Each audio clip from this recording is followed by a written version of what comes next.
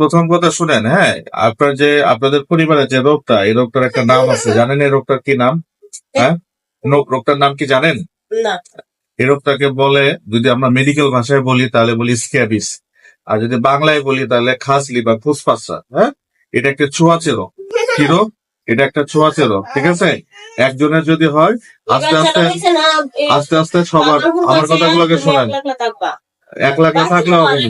1 লাখ থাকতে পারবে? থাকতে পারবে না। তাহলে এটা যেহেতু ছোঁয়াচে রোগ, এই রোগের কিছু নিয়ম কারণ আছে চিকিৎসার ক্ষেত্রে, কথা বুঝতে পারছেন? ওষুধে 50% ভালো হবে, ওষুধ লিখে দিব, রোগ ভালো হবে 50%, বাকি 50% কিভাবে ভালো হবে? আমি যে নিয়ম কারণ গুলো বলবো, সেই নিয়ম কারণ গুলো যদি শুনেন ভালো করে, তাহলে বাদ বাকি 50% রোগ ভালো হবে। তাহলে নিয়ম কারণ গুলো কি, এগুলো খুব গুরুত্ব সহকারে শুনতে হবে, মানতে হবে।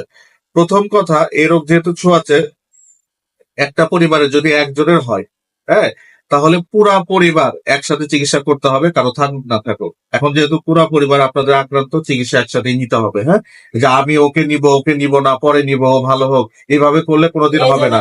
মানে একজন ভালো হবে, এখান থেকে আবার ছড়াবে, আবার যে চিকিৎসা নিয়ে ভালো হবে আবার তার হবে, এইভাবে ছড়াবে। দ্বিতীয় কথা, যে আমাদের প্রতিদিন পরিষ্কার পরিচ্ছন্ন থাকতে হবে, রেগুলার গোসল করতে হবে, হাতের নখ ছোট ছোট রাখতে হবে। এখন কথা হচ্ছে, এই রোগটা আমাদের চামড়ার নিচে থাকে। কোথায় থাকে? চামড়ার নিচে থাকে। হ্যাঁ, এটা কি করে?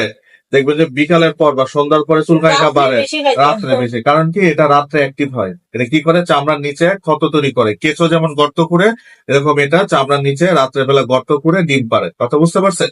তো এটা আমাদের চামড়ার নিচেও থাকে, সাথে আমাদের জামা কাপড়ও থাকে। তো আমাদের শরীরের পাশাপাশি জামা কাপড়েরও চিকিৎসা করতে হবে। তো জামা কাপড়ের চিকিৎসা কেমনে করবেন? আমার কথা আগে শুনেন, তা বুঝেন আগে। প্রতিদিন যে কাপড়গুলো আপনারা পরতেছেন, বিছনার চাদর, বালিশের কাভার, হ্যাঁ, এগুলো ফুটন্ত গরম পানিতে, ভালো করে শুনেন, ফুটন্ত গরম পানিতে ধুইতে হবে, রোদে শুকাইতে হবে, উল্টা সাইড আয়রন করতে হবে। উল্টা সাইড আয়রন করতে বলতে, যে সাইডটা আমাদের শরীরের সাথে লাগে, ঠিক আছে, উল্টা সাইড আয়রন করতে হবে।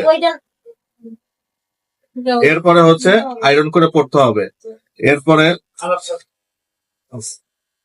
এরপরের কথা কি? এরপরের কথা হচ্ছে যে, যে লেপ কাঁথা, বালিশ, তোষক যেগুলো হচ্ছে ব্যবহার করতেছেন, হ্যাঁ, সেগুলো হচ্ছে রোদে দিয়া 5 দিন আলাদা করে রেখে দিতে হবে। এগুলো ব্যবহার করতে পারবেন না, ঠিক আছে? প্রত্যেকের কাপড় চোপড়, গামছা, তোয়ালে আলাদা, কেউ কারোটা ব্যবহার করতে পারবেন না। আমার কথা কি বুঝতে পারছেন? এরপরে কি, এই রোগ ভালো হইতে মিনিমাম 2 মাস সময় লাগবে। মিনিমাম 2 মাস সময় লাগবে। তো যতদিন পর্যন্ত ভালো না হবে, ততদিন পর্যন্ত আপনি আত্মীয় স্বজনের বাড়িতে যাওয়া আসাটা বন্ধ রাখতে হবে, বা কোথাও যাওয়া আসা করা যাবে না। কারণ আপনার এই রোগটা হয়েছে, বা আপনার পরিবারের রোগটা আছে, এখন আপনার বাসায় একজন ঘুরতে আসলো, তার এই রোগটা নাই,